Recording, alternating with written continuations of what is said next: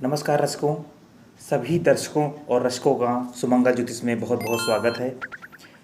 आज इस वीडियो के माध्यम से मैं आपको भद्रा का चरित्र बताऊंगा।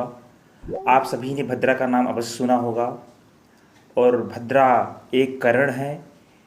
इसके विषय में आपको विस्तृत जानकारी दूंगा। भद्रा के विभिन्न नामों के विषय में जानकारी दूंगा और उसके महात्म्य के विषय में बताऊंगा। उसके व्रत विधि के भी विषय में आपको जानकारी दूंगा। तो रसिकों, आइए वीडियो में आगे बढ़ते हैं। एक बार युधिष्ठिर ने भगवान श्री कृष्ण से पूछा कि भगवान, मुझे लोक में भद्रा वृष्टि के नाम से प्रसिद्ध वह कैसी कौन है और किसकी पुत्री है, इसके विषय में बताइए। उसका पूजन किस प्रति से किया जाता है, कृपया आप बताने का कष्ट करें प्रभु। तो भगवान श्री कृष्ण बोलते हैं, हे महाराज युधिष्ठिर, भद्रा भगवान सूर्य नारायण की कन्या है। यह भगवान सूर्य की पत्नी छाया से उत्पन्न है और शनिश्चर की सगी बहन है। वह काले वर्ण, लंबे केस, बड़े बड़े दांत और बहुत ही भयंकर रूप वाली हैं। जन्मते ही वे संसार को परेशान करने लगीं, यज्ञों में विघ्न बाधा पहुँचाने लगीं और उत्सव मंगल यात्रा आदि में उपद्रव करने लगीं। पूरे जगत को पीड़ा पहुँचाने लगीं। उसके चंचल स्वभाव को देखकर भगवान सूर्य अत्यंत चिंतित हो उठे और उन्होंने शीघ्र ही उसका विवाह करने का संकल्प लिया। जब जिस जिस देवता, असुर, किन्नर आदि से सूर्यनारायण भगवान ने भद्रा का विवाह करने का प्रयास किया तो उसने मंडप उजाड़ दिए और वहाँ पर विध्वंस मचा दिया। सूर्य नारायण सोचा कि इस दुष्टा क्रूपा स्वेच्छाचारिणी कन्या का विवाह किसके साथ किया जाए। इसी समय प्रजा के दुख को देखकर ब्रह्मा जी ने सूर्य के पास आकर उनकी कन्या द्वारा किए गए दुष्कर्मों को बतलाया। यह सुनकर सूर्य भगवान ने ब्रह्मा जी से कहा, हे प्रभु, आप ही तो संसार के कर्ता धर्ता हैं, फिर आप मुझसे क्यों कह रहे हैं? जो भी आप उचित समझे वही करें। सूर्य नारायण भगवान को ऐसा वचन सुनकर ब्रह्मा जी ने विष्णु को बुलाकर कहा, हे भद्रे, बौ, बौलो, कौलो आदि करणों के अंत में तुम निवास करो और जो व्यक्ति यात्रा, प्रवेश, मंगल कृत्य, खेती, व्यापार, उद्योग आदि कार्य तुम्हारे समय में करे, उन्हीं में तुम विघ्न डालो। 3 दिन तक किसी प्रकार की बाधा न डालो। चौथे दिन आधे भाग में देवता और असुर तुम्हारी पूजा करेंगे। जो तुम्हारा आदर न करे उनका कार्य तुम ध्वस्त कर देना। इस प्रकार विष्णु को उपदेश देकर ब्रह्मा जी अपने धाम को चले गए। इधर विष्णु भी देव, दैत्य, मनुष्य सब प्राणियों को कष्ट देती हुई घूमने लगी और महाराज, इस तरह से भद्रा की उत्पत्ति हुई। भगवान श्री कृष्ण ने भद्रा की उत्पत्ति के विषय में युधिष्ठिर को जानकारी दी और वह अति सुंदर, अति दुष्ट प्रकृति की है। भगवान श्री कृष्ण बोलते हैं कि भद्रा अति दुष्ट प्रकृति की है, इसलिए मांगलिक कार्यों में उसका अवश्य ही त्याग कर देना चाहिए। भद्रा 5 घड़ी मुख में, 2 घड़ी कंठ में, 11 घड़ी हृदय में, 4 घड़ी नाभि में, 5 घड़ी कट में और 3 घड़ी पुच्छ में स्थित रहती है। जब भद्रा मुख में रहती है तब कार्य का नाश होता है और कंठ में धन का नाश, हृदय में प्राण का नाश, नाभि में कलह, कटि में अर्थभंश होता है और पुच्छ में निश्चित रूप से विजय प्राप्त होती है, कार्य सिद्धि होती है। तो कभी भी भद्रा हो तो उसके पुच्छ भाग में शुभ कार्य करने चाहिए, क्योंकि उसमें उसकी सिद्धि प्राप्त होती है।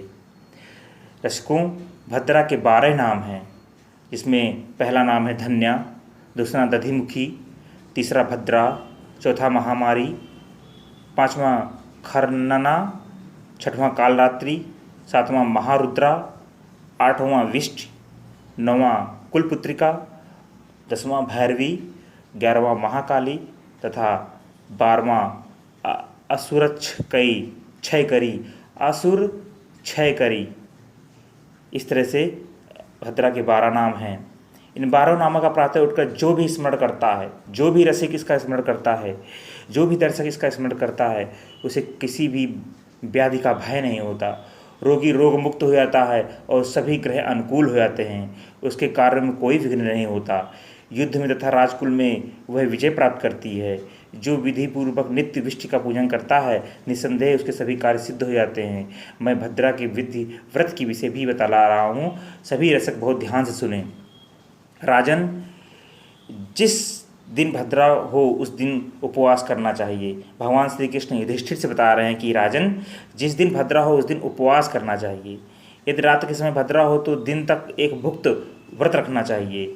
1 प्रहर के बाद भद्रा हो तो 3 प्रहर तक उपवास करना चाहिए अथवा एक भुक्त रहना चाहिए। स्त्री अथवा पुरुष व्रत के दिन सुगंध आमलक लगाकर सर्व औषधि युक्त जल से स्नान करें अथवा नदी आदि पर जाकर विधिपूर्वक स्नान करें।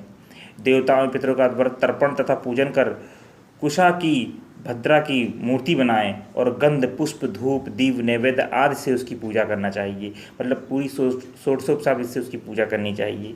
भद्रा के 12 नामों में से 108 बार हवन करने के बाद तिल और पायस ब्राह्मणों को भोजन कराकर स्वयं भी मौन होकर तिल मिश्रित क्रशर अन्न का भोजन करना चाहिए। मतलब जो खेती से उत्पन्न हुआ वो भोजन उसका करना चाहिए। फिर पूजन के अंत में इस प्रकार प्रार्थना करना चाहिए। छाया सूर्य सुते देवी विष्टि सिद्धार्थ दायिनी पूजतासी यथाशक्तया भद्रे भद्रपदा भवा। इस प्रकार से भद्रा की पूजा करनी चाहिए।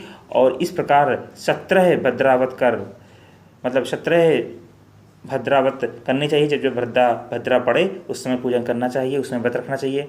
अंत में उद्यापन करना चाहिए। लोहे की पीठ पर भद्रा की मूर्ति को स्थापित कर काला वस्त्र पहनाकर गंध पुष्प आदि से पूजन कर प्रार्थना करें। लोहा तैल तिल बछड़ा सहित गाली गाय काला कम्मल और यथाशक्ति दक्षिणा के साथ यह मूर्ति ब्राह्मण को दान कर देनी चाहिए और विसर्जन भी करना चाहिए। इस विधि से जो भी व्यक्ति भद्रावत और व्रत का उद्यापन करता है उसके किसी भी कार्य में विघ्न नहीं पहुँचता। भद्रावत करने वाले व्यक्ति को प्रेत पिशाच डाकनी शाकनी तथा ग्रह आदि कष्ट नहीं देते, उसका इष्ट से वियोग नहीं होता और अंत में उसे सूर्यलोक की प्राप्ति होती है। ऐसा महात्म्य है भद्रा का। भद्रा के विषय में मैंने पहले भी एक वीडियो बनाया है, उसमें भी मैंने जानकारी दी है। इस वीडियो के माध्यम से मैंने अतिरिक्त जानकारी देने का प्रयास किया है। दर्शकों, आशा करता हूँ कि आपको वीडियो अच्छा लगेगा, आपके लिए उपयोगी होगा। और अक्सर लोग पूछते हैं भैया आज भद्रा है, आज कार्य नहीं करना है, आज कोई शुभ कार्य नहीं करना है। भद्रा कब पड़ रही है? जैसे इस समय रक्षाबंधन का पर्व आने वाला है, उसमें भद्रा अवश्य पड़ती है। तो साथियों, आप विशेष ध्यान रखें कि इस समय कोई शुभ कार्य नहीं करने चाहिए, रक्षाबंधन भी आपको नहीं करना है। आशा करता हूँ वीडियो आपके लिए उपयोगी है। वीडियो देखने के लिए बहुत बहुत धन्यवाद। हरे कृष्णा।